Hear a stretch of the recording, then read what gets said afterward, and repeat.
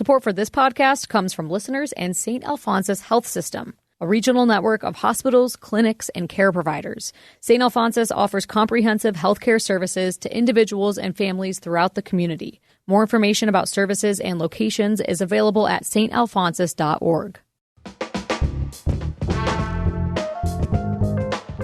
From Boise State Public Radio, this is The Connector. It's Idaho's Daily News. Good morning. I'm George Prentice. This morning, we will tell you about a case where up to 11 people are accused of voting illegally in an Idaho community. Plus, we'll tell you about a trial involving a local police chief accused of entering a private home without a warrant. It is Friday, the 26th of September, and here come today's stories.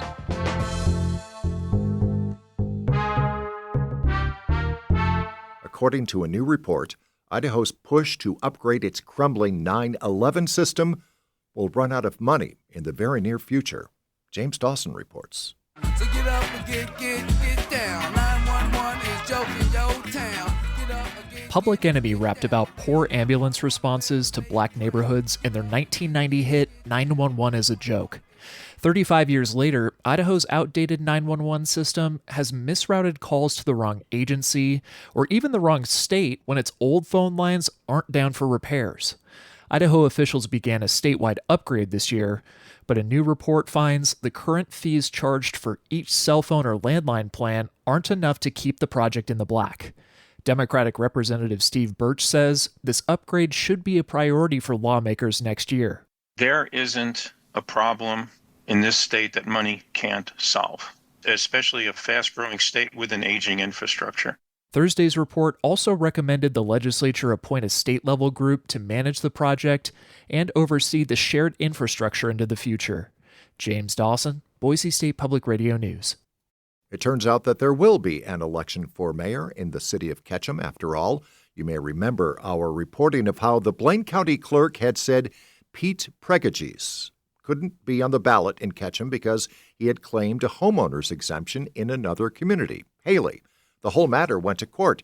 That's where a district court overruled the clerk, saying Pregages had indeed met the requirements for Ketchum residency. His attorneys argued that he is a leaseholder in Ketchum, he owns a Ketchum business, and he's registered to vote in Ketchum. So Pete Pregages will indeed be on the ballot. His challenger will be John Wigdale. Now to eastern Idaho, where a man is charged with voting illegally. The alleged incident occurring in 2023 in the Fremont County community of Island Park. In fact, prosecutors say 11 people are charged with voting illegally in 2023 in that county.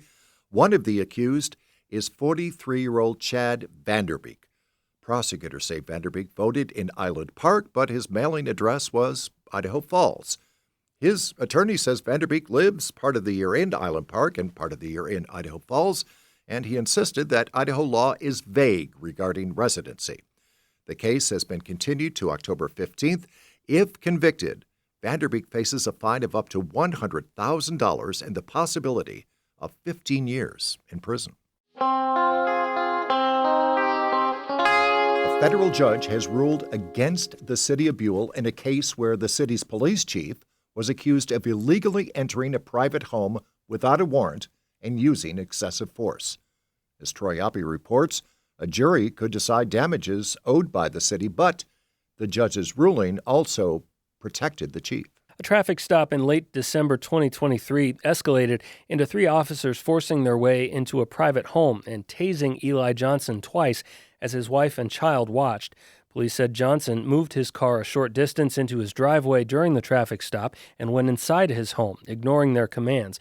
While talking with Johnson at his doorway, Buell Police Chief Jeremy Engbaum blocked the door from shutting with his foot and ultimately ordered 2 officers to force their way inside. Johnson was pulled from his home and tased. District Chief Magistrate Judge Raymond Patricio ruled this week that these actions violated Johnson and his family's Fourth Amendment protections.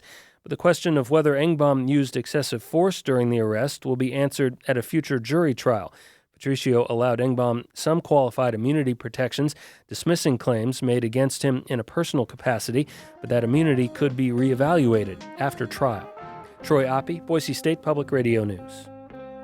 And that is today's episode of The Connector. I'm George Prentice. What do you say? We'll meet back here on Monday, and you can stay in touch with the news between now and then by visiting BoiseStatePublicRadio.org and tell your friends about The Connector. They can find it wherever they find their favorite podcasts. For now, to you, thanks for listening.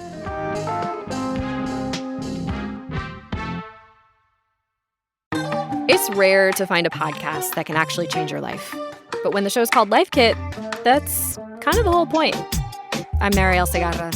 3 times a week on the Life Kit podcast, we guide you through a topic we could all use help with, from personal development to healthy living to managing your dinero, with takeaways so you can start living what you learn right away.